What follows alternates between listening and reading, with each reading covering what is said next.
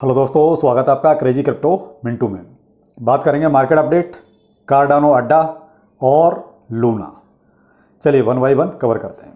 पहले market update. देखिए market में वही 3-4 दिन से मैं आपको एक चीज़ कह रहा हूँ कि मार्केट कन्फ्यूज और साइडवे, और यही अभी चलेगा अभी 15-16 तारीख तक। क्यों? तब तक ऐसे ही सारे इवेंट भी हैं। क्यों? एक तो जो नेगेटिव जो सोचते हैं क्रिप्टो के बारे में, उनकी देखिए मीटिंग होनी है। उसके बाद भाई फेड का है, उनके फिर से सीपीआई नंबर्स आने हैं। उसके बाद एम्प्टी गॉक्स का 15 तारीख के आसपास का है हिसाब किताब। तो ये क्या है, ये सारी की सारी नेगेटिव न्यूज़ हैं। और नेगेटिव न्यूज़ उससे पहले ही पावेल साहब अपना बयान देके कन्फ्यूजन फैला चुके हैं। दूसरा, मार्केट ट्रेंड भी सारे के सारे डाउन है। तो इसलिए आप 15-16 तारीख तक तो आप किसी भी तरह की कोई उम्मीद मार्केट से ना रखें कि ये कहीं भी ऊपर को जा भी सकता है। यहाँ तक ये उम्मीद ये है कि शायद अपने 19,600 का जो इसका सपोर्ट है उसको तोड़ के कहीं नीचे ना आ जाए। समस्या यहाँ पर है, अगर इसको ब्रेक करेगा तो फिर ये आपको थोड़ा सा और अच्छे खासे डाउन में मिल सकता है। लेकिन अभी तक तो ये कोशिश कई बार बीटीसी कर चुका है, लेकिन अभी तक इसको 19,600 को नहीं तोड़ा है, इससे नीचे नहीं गया है। यहाँ तक जाता है, उसके बाद फिर बाउंस बैक। तो ये क्या है, कन्फ्यूजन है। लेकिन कुल मिला के ये है कि चलो अभी भी दम है कि 19,600 के ऊपर ही है, नीचे नहीं जा रहा है। तो यहाँ थोड़ा सा आप एक सुकून ये मान सकते हैं। लेकिन 15-16 तारीख तक सारी नेगेटिव न्यूज ही आएंगी। आप कहीं से भी पॉजिटिव न्यूज की कोई उम्मीद ना रखें, क्योंकि मैंने आपको बता दिया तारीख 22 क्या क्या आने वाला है। तो वो मैं चीज़ें आपको बता रहा हूँ। दूसरा देखिए, इथेरियम आपका जो है 1580 की रेंज में चल रहा है।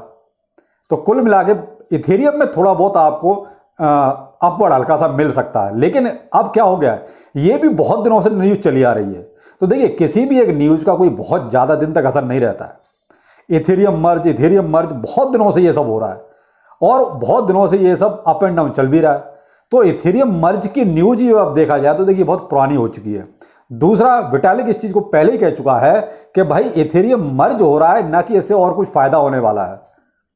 भाई आपकी गैस फी कोई फर्क नहीं पड़ रहा है इससे। इथेरियम में जो सबसे बड़ी प्रॉब्लम है वो है इसकी ट्रांजैक्शन फी, यानी जो गैस फी है।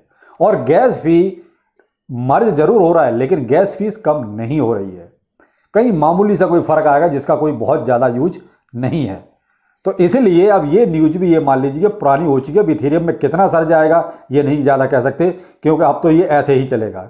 दूसरा, ये नेगेटिव न्यूज बीच में घुसी हुई है वो अलग से है। तो आप मार्केट से थोड़ा सा बस सतर्क रहें। बाकी आप अभी ट्रेड जो भी ले रहे हैं बहुत ही केयरफुल होना। आगे है लूना।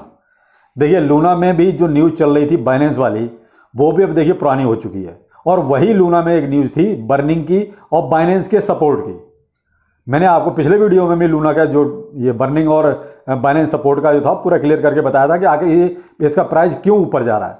लेकिन अब वो कहता है एक हद, वहां तक लूना भी जो है एक हद हो गई। अब वहां से लूना का प्राइस देखिए अब डाउनफॉल में है। लेकिन जिन लोगों ने प्रॉफिट बुक किया होगा सेंटीमेंट को समझ के, वो आज भी प्रॉफिट में होंगे। देखिए जिन्होंने बहुत पहले जो लिया था क्रैश से पहले, वो तो देखिए अभी भी एक तरह से वो कहेंगे बर्बादी है, उनको तो कोई प्रॉफिट नहीं है। लेकिन उसके बाद जो लोगों ने लिया है वो तो एक अच्छा खासा यहाँ पर प्रॉफिट बना चुके होंगे, अगर उन्होंने प्रॉफिट बुक किया होगा तो। अगर उन्होंने लालच में आके नहीं बुक किया है तो देखिए अब प्रॉफिट नहीं मिलेगा।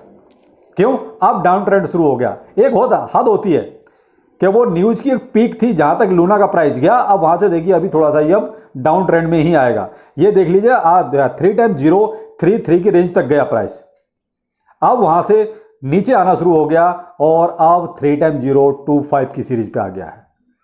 तो ये है साफ प्रॉफिट को न बुक करने का नतीजा, कि जो लोग प्रॉफिट बुक कर लेते हैं वो हमेशा फायदे में रहते हैं, और जो लोग प्रॉफिट छोड़ देते हैं सिर्फ लालच में कभी और बढ़ेगा, वो जहां खड़े होते हैं वहीं खड़े रहते हैं। ये क्रिप्टो करेंसी है साहब, इसको थोड़ा सा आपको समझना पड़ेगा बिजनेस के हिसाब से। आप लॉन्ग टाइम होल्ड कीजिए, मैं ये नहीं कहता कि नहीं कीजिए, लेकिन जो प्रिंसिपल अमाउंट आपका है वो लॉन्ग टाइम के लिए ही रहने दीजिए। लेकिन जो बीच में आपके प्रॉफिट मिलते हैं उनको बुक करते रहिए। वो कहते हैं ना, बूंद बूंद से घड़ा भरता है। आप अगर 1,000 भी निकालते रहेंगे अपने 10 कॉइनों से प्रॉफिट के, तो आपके पास 10,000 आते हैं रोज के। और 10,000 रोज के अगर मान लीजिए अगर ऐसा होता है और अब महीने में आपको मिलता रहता है, तो महीने में आपने कितना कमाया। और अगर लॉन्ग टाइम के चक्कर में आप पड़े रहे तो वो आपको जो बीच में मिल रहा है वो सब खत्म कहानी। तो आप ये जो बीच में प्रॉफिट मिलता है इसको भी बुक कीजिए। भाई लॉन्ग टाइम के लिए तो आपने जो अपना प्रिंसिपल अमाउंट लगा दिया है वो आपका लॉन्ग टाइम के लिए है, वही आपको करोड़पति बना देगा। लेकिन ये बीच में जो आपको इंटरेस्ट मिल रहा है वो क्यों छोड़ रहे हो आप? खैर, अपनी अपनी स्ट्रेटजी है, मैं तो इस चीज़ को बिल्कुल नहीं फॉलो करता, मैं प्रॉफिट नहीं छोड़ता हूँ।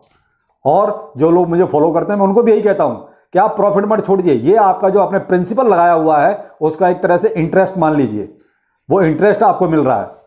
क्रिप्टो करेंसी में आपको कंपाउंड इंटरेस्ट नहीं मिलता है। आप बैंक में कोई एफडी कराते हैं, फिक्स्ड डिपॉजिट कराते हैं, वहां पर आपको कंपाउंड इंटरेस्ट मिलता है, यानी चक्रवृद्धि ब्याज मिलता है। लेकिन क्रिप्टो करेंसी में ऐसा कुछ भी नहीं है। तो आप ये चीज़ हमेशा ध्यान रखें, ये आपका एक तरह से आपने जो इंटरेस्ट प्रिंसिपल अमाउंट लगाया है क्रिप्टो करेंसी में, और अगर आपको कोई प्रॉफिट मिल रहा है और आपने वो प्रॉफिट निकाल लिया है तो यही मान लीजिए कि उसका आपका वो इंटरेस्ट मिल गया। यहां पर आप वो बेवकूफ़ी बिल्कुल ना करें कि आपने अगर प्रॉफिट नहीं निकाला तो प्रॉफिट आपका उसमें जुड़ जाएगा और क्या कहते हैं आपको चक्रवृद्धि ब्याज यानी कंपाउंड इंटरेस्ट मिलेगा उसका, ऐसा कुछ नहीं है। तो इसलिए ये चीज़ आप थोड़ा समझने की कोशिश कीजिए कि क्रिप्टो करेंसी में कंपाउंड इंटरेस्ट नहीं मिलता। यहां प्रॉफिट आप निकाल लेंगे तो वो आपका है और आपका जो प्रिंसिपल अमाउंट है वो उतना का उतना ही रहेगा। तो चलिए, सबकी सोच अपनी अपनी है। दूसरा है एडा। देखिए, एडा में एक बहुत जबरदस्त अभी अपडेट हुआ है, वो हुआ है रॉबिनहुड लिस्टिंग। रॉबिनहुड लिस्टिंग की वजह से इसका प्राइस देखिए थोड़ा सा अभी अप ट्रेंड में है। लेकिन देखिए, मार्केट के हिसाब से ये कहीं कोई बहुत ज़्यादा अप ट्रेंड जाएगा ऐसा नहीं है। लेकिन हाँ, अगर आपको कहीं भी लगता है कि अब ये पीक पे आ गया है और अब यहाँ से नीचे जाएगा तो आप देख सकते हैं, अगर आपको लगे कि प्रॉफिट यहाँ निकालना चाहिए तो ज़रूर निकालें। क्योंकि जब लिस्टिंग होती है किसी कॉइन की तो प्राइस देखिए बढ़ता है। मार्केट बेशक जो है साथ दे ना दे, लेकिन थोड़ा सा तो इंक्रीज होता है, उसका फ़ायदा उठाना चाहिए। तो कार्डानो एडा में एक तो ये रॉबिनहुड लिस्टिंग, दूसरा बाइनेंस ने भी इसको एक खुशखबरी दी है। बाइनेंस यूएस ने, उन्होंने जो है अपने स्टेकिंग में ऐड कर लिया है, यानी बाइनेंस यूएस इसको जो है अब स्टेकिंग की फैसिलिटी भी दे रहा है, यानी कि कार्डानो अड्डा को। तो ये हैं दो अपडेट कार्डानो अड्डा के लिए जो बहुत ही पॉजिटिव चीज़ है। अब आप दोनों चीज़ों का फ़ायदा उठा सकते हैं। लेकिन अगर देखिए मार्केट के हिसाब से प्रॉफिट अगर आप लेते रहेंगे तो बहुत अच्छा रहेगा, ये आप अपना इंटरेस्ट मान लीजिए और कुछ ना कुछ आपकी जेब में भी आता रहेगा। तो ये थे अभी तक के अपडेट, बाकी फिर मिलते हैं। नमस्कार।